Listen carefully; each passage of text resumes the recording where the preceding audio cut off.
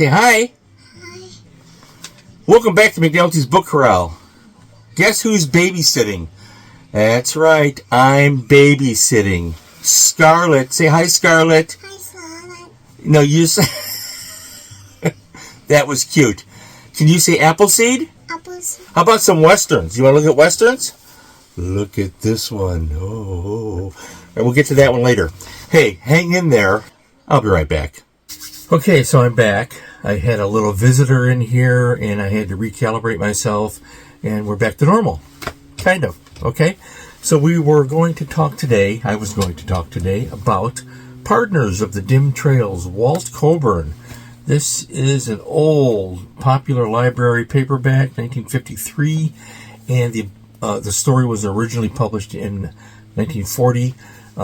Starting in the late 40s, the paperback market just boomed, and we get spinner racks and all of that great stuff I've talked about, so you're tired of hearing it.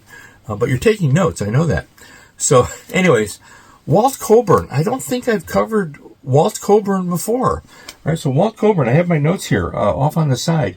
1889, 1971. He wrote hundreds of Western stories over the years, and this is pretty typical of him. Walt Coburn was a devout Christian, so sometimes those Christian elements are evident in the tale. I have no problem with that whatsoever. I'm going to read to you the back of the cover because I love the old blurbs. I also love the pulp style title to this book, Partners of the Dim Trails. I don't know if you could get away with that today. I think Pinnacle and Berkeley would change the title if you were trying to do something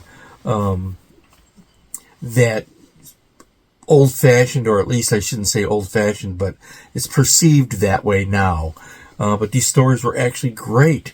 Walt Coburn was a wonderful, wonderful traditional writer, steadfast. Everything he wrote was steadfast. I wouldn't say that his passages in his books were memorable. You wouldn't be quoting Walt Coburn. You would be quoting, there's things, for example, Zane Grey did, Louis L'Amour did, that are quotable. Coburn, I don't know so much. I'm sure you could find something, but basically just a good, steadfast, tried and true Western tale. Very well done. So on the back it says, in quotes, I'm taking your bride, Macklin. It was a desperate play, and nobody knew it better than Tex Kincaid.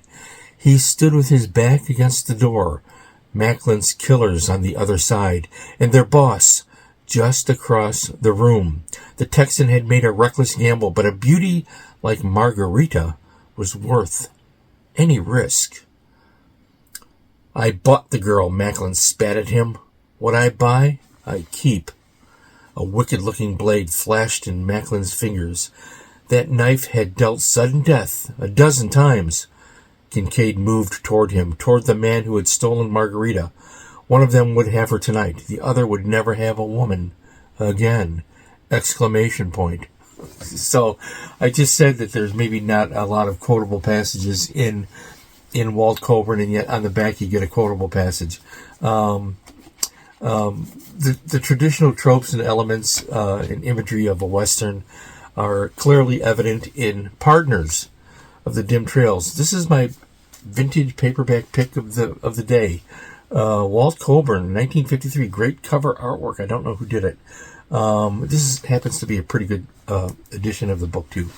And, of course, I have my magical scan popping up next to me. And in the meantime, look for some Walt Coburn Westerns for you Western fans out there. And I'll see you again very soon on the Dusty Trail.